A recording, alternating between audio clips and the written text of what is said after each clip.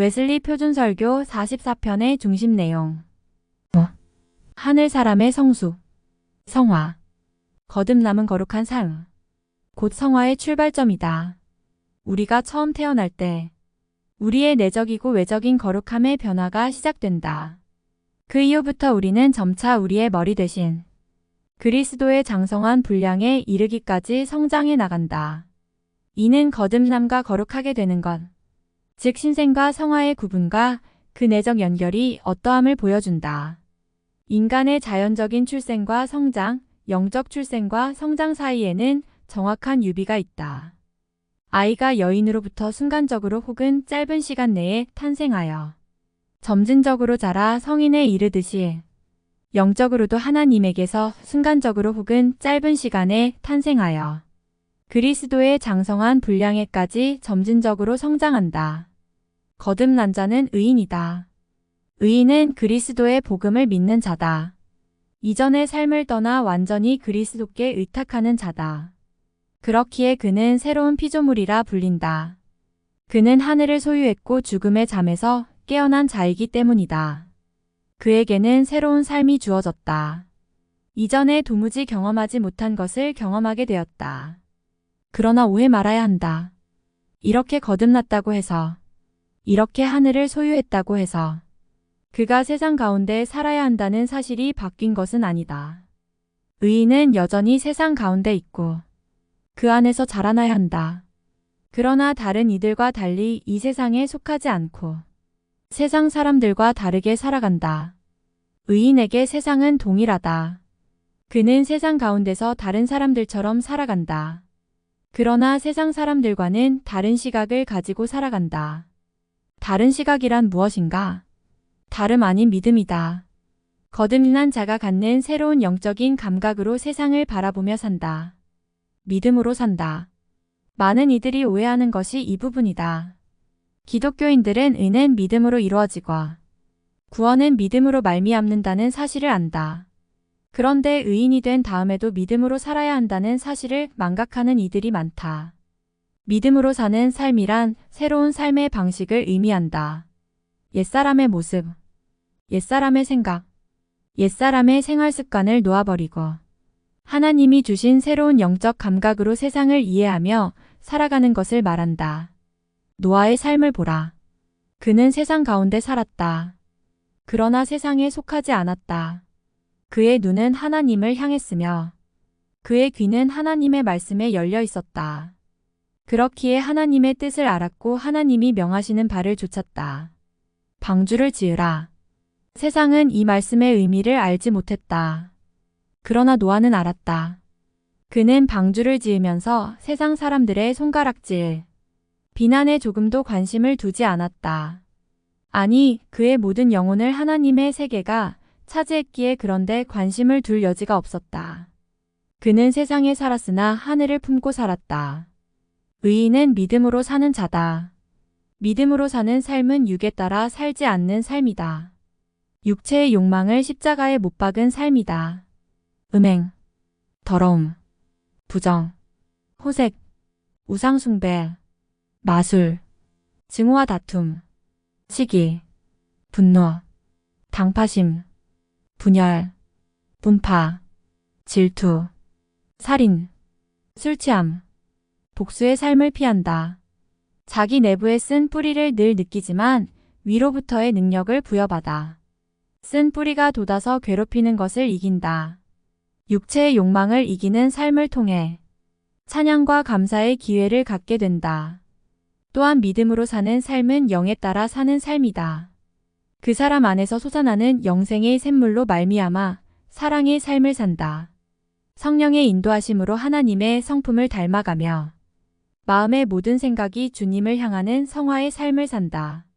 성령을 따라 사는 이는 대화가 거룩해진다. 말은 언제나 은혜롭고 소금으로 맛을 낸 것처럼 된다. 밤낮으로 하나님을 기쁘게 할 일에 골몰한다. 그리스도의 본을 따르기에 밤낮으로 애쓴다. 무슨 일을 하든지 모든 것을 하나님의 영광을 위하여 한다. 믿음과 성령으로 충만하여 그 마음속에 하나님의 영에 참된 열매를 소유하고 있다. 성령의 열매인 사랑, 희락, 화평, 인내, 친절, 선함, 신실, 온유, 절제를 맺는다. 모든 일에서 구주 되신 하나님의 복음을 빛나게 한다. 하나님과 이웃을 진실되게 사랑한다. 그런데 이 믿음의 삶은 단번에 완성할 수 있는 것이 아니다. 아이가 태어나 성장하듯이 새로 거듭난 영혼은 성장해야 한다. 영혼의 성장은 믿음의 삶의 꾸준한 연습에 의해 가능하다. 육신이 과거의 삶에 익숙해 있기 때문에 끊임없이 과거로 돌아가도록 이끈다. 거듭난 자, 의인, 하늘 사람의 삶이 이러하다. 사고나 말, 행위가 아직은 불완전하다. 믿는 자에게도 내면적인 죄가 있다. 교만과 허영, 분노와 유욕과 악한 욕망, 죄의 갈망을 갖고 있다. 바울은 이들을 그리스도 안에서 연약한 자, 어린아이라 부른다. 연약함을 느낄 때는 자신의 연약함을 인정하라. 나의 어리석음의 한계를 바로 알라. 믿음과 하나님의 아들에 대한 신뢰, 그분과의 교제로 말미암은 기쁨과 평안을 의심치 말라. 겸비하라. 그리고 구하라. 거기서 일어나라. 그리고 앞에 놓인 표대를 향해 달려 나아가라. 내적인 죄가 괴롭힐 때는 이것으로 인해 괴로워 말라. 온전함에 이르지 못했다 해도 불평하지 말라. 하나님을 겸손히 기다리라. 기도하라. 믿음의 방패를 치우지 말라. 근심하지도 두려워도 말고 마음을 굳건히 하라. 그리스도의 변호를 신뢰하라. 하나님의 사랑에 거하라. 육과 영의 모든 더러움을 떠나 깨끗하게 될 때까지 힘을 내어 전진하라. 믿음의 행위와 사랑의 수고를 지속하라. 겸손한 확신으로 고요히 복종하며 소망을 가지고 나아가라. 부지불식 간에 죄를 범할 때가 있다. 부지불식의 죄로 인해 그릇된 결과가 산출되었을 때 하나님께 부르짖으라. 위로가 될 것이다. 하나님 앞에서 고민을 있는 그대로 쏟아놓으라.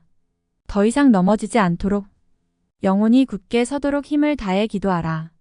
하나님은 정죄하지 아니하고 동정하신다. 하나님의 사랑으로 인해 하나님을 사랑하게 된다.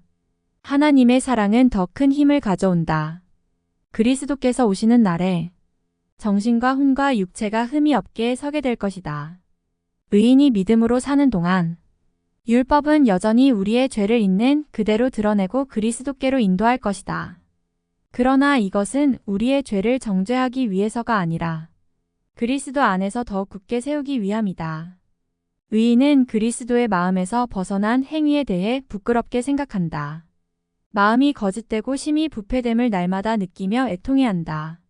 진실로 애통해하는 자, 그들에게 하나님의 나라가 주어진다. 의인에게는 정죄가 없다.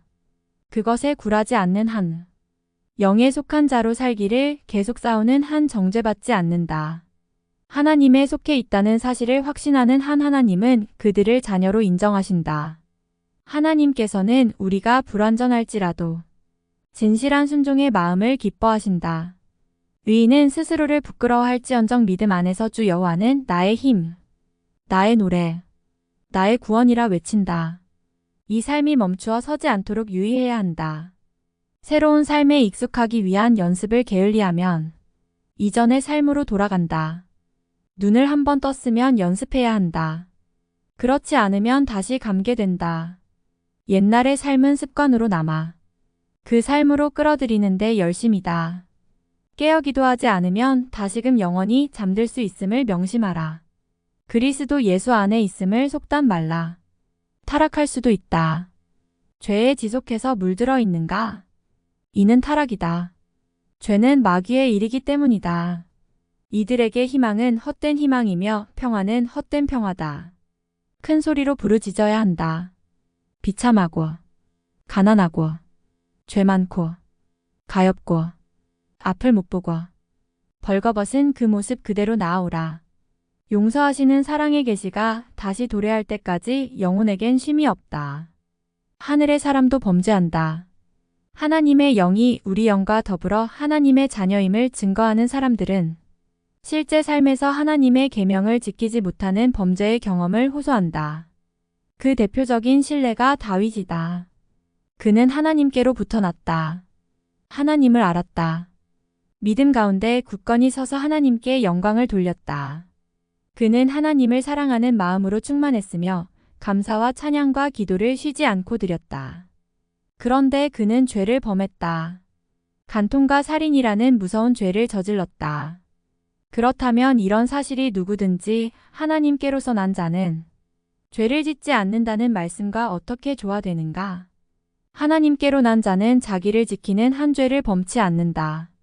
자기를 지키지 않는다는 의미는 곧 믿음 안에 거하지 않았다는 것이다.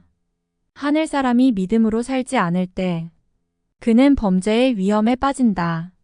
하나님께로 난 자가 자기를 지킬 때에는 믿음으로 살 때는 죄를 짓지도 지을 수도 없지만 자기를 지키지 않는다면 믿음은 파산되고 모든 종류의 죄의 노예로 팔려갈 수 있다.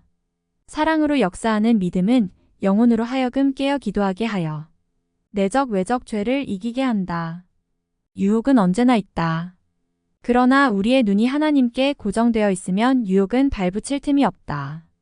우리의 눈이 하나님을 떠나 있을 때, 마음이 하나님을 향한 사랑으로 채워져 있지 못할 때 욕망에 따라 하나님 밖으로 끌려가게 된다. 그리고 믿음의 상실과 함께 유혹에 굴복하는 상태로 나아가게 된다. 이는 곧 어떤 외적 죄라도 범할 수 있는 상태다. 하늘 사람 속에는 끊임없는 하나님의 임재가 있다. 그것은 하나님께서 우리를 사랑하시고 용서하시는 활동을 의미한다. 이는 믿음으로만 감지된다.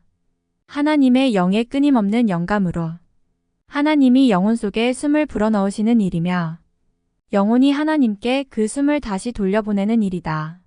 하나님께서 영혼을 향해 부단히 역사하시는 것이며 영혼이 이에 대해 하나님께 반응하는 것이다.